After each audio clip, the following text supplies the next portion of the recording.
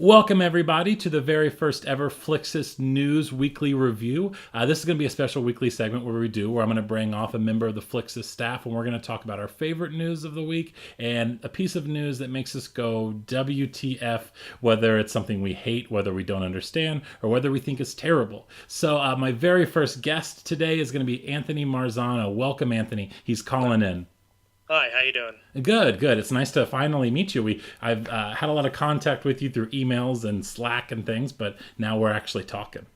Yeah, Yeah, it's nice to meet you as well. yeah. It's gonna be nice. The YouTube channel kind of bringing the staff together with lots of opinions because we have tons of those over at Flixist.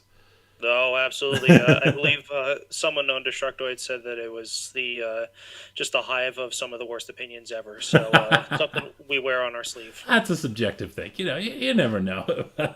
So what the structure of this, what we're going to do is we're going to talk about our favorite piece of the news, favorite piece of news of the week. And I'm going to start with the thing that has me really excited. And that is the release of It Chapter 2, the trailer. It came out just yesterday. A little bit of old lady nudity, which if there's one thing that sounds terrifying, I think that's definitely top of the list. It has an amazing cast. I was already always excited about this film whenever I first heard about it, knowing that Bill Hader was going to be in it, James McAvoy, but the lead of the trailer is Jessica Chastain.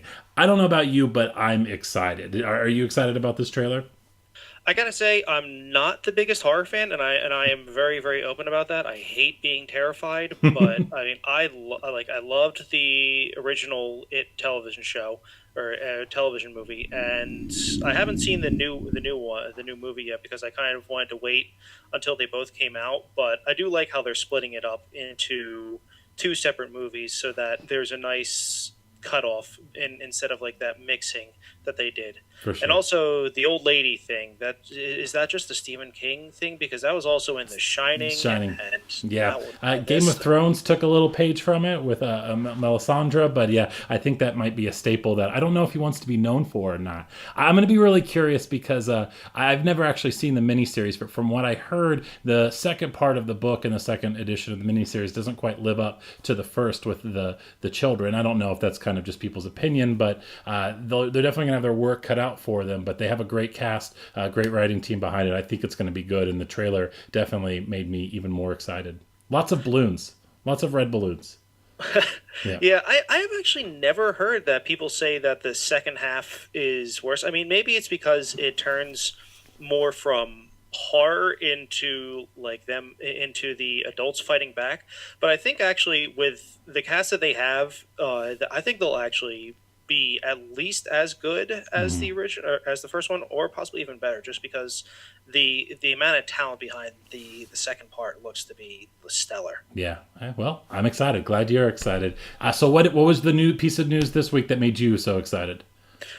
For me, it was the first teaser of the HBO's upcoming Watchmen adaptation. I say adaptation with quotes because it's just looking at the teaser, it's absolutely nothing like we've seen before from the source material.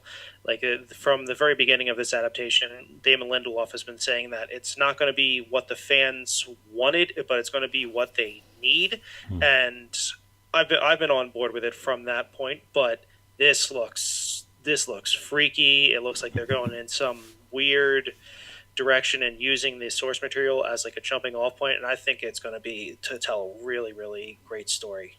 Yeah, it's actually it's the only graphic novel I've ever read from front to back.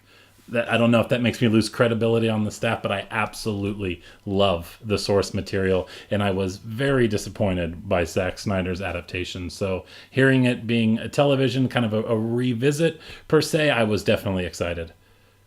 I mean, I actually enjoyed the Watchmen adaptation. I think people give Zack Snyder a little too much guff I'm leading for that charge. like Sorry. no, no, it's okay, but it's like after hearing what oh man, I'm blanking on the name, but somebody wanted to adapt it and take it into this completely weird direction, and like while still staying with the comic. And after Zack Snyder stayed as true as he could to the comic, I was really really excited with it. That's good. So you think Lindelof can do it? I am hesitantly I'm looking forward to it That's because good. I'm a Lost fan, Yes. and like he kind of fumbled the ending there. I still enjoy everything about Lost, but I know there near the end things got a little screwy, and Lindelof has a track record of not being the greatest writer, but apparently he did good in Leftovers because I've Yeah. seen a lot of people Hmm. loving on that. So I'm excited. That's good. That's good. I am too. I am too. All right. So now we're getting to our WTF news. What made us just go, I don't understand? Well, this was a very easy one for me. Mel Gibson is back in casting news. And of all things, they're pinning him to play Santa Claus in a movie called Fat Man. This just kind of writes itself. Like, you're gonna pin him in something that is going up against Hanukkah, and with his previous background, it's just there's a lot of things I could say, but I don't know. I don't know. I don't know how he's still working. I don't know how he's into something with that subject matter. I don't. Okay, go for it. Let's see what happens. But good for you, Mel. Yeah, it's. I only I've been so bogged down with work this week that I only just found out about it just before we started doing this, and it was a very much a WTF? What the hell is going on with this? Especially with the whole anti-Semitic rantings and the drunkenness. Like I'm always one for giving someone like another chance, but know your boundaries. Like you wouldn't have Michael Jackson in like a kids show at this point, even if he was alive. So I definitely think we're in agreement that Mel Gibson shouldn't be in any movies that have religious context on spiritual holidays, or and Michael Jackson shouldn't be in children movies, or at least a hologrammed back in. So what is your WTF story of the week? All right, so for me this week it was coming out of the Detective Pikachu movie, which just a few days before it released the movie to theaters, there was news that Ryan Reynolds had enough alternate cuts or lines from when he was doing his voice acting for the titular role that there was actually might be enough for an R-rated cut, which I would absolutely love to see. I can almost guarantee it will never see the light of day just because it's Pokemon and Nintendo and they guard their IPs fiercely. But oh god, this would just make my life if I could see Pikachu running around cursing at people. Yeah, I don't doubt it with his Deadpool history and his ability to improv. Yeah, that would be something entertaining. Yeah, absolutely. Outstanding. Well, I would say this is a good success. It's been a pretty busy movie week in terms of news and trailers and kind of the background of Avengers coming out and a huge weekend of all the releases coming out. But I think we did a pretty good job summing it up. Yeah, definitely. And we're definitely heading into the summer blockbusters now that we've gotten through Avengers. So it's all popcorn movies from here on out. And then what did you think about Pikachu before I let you go?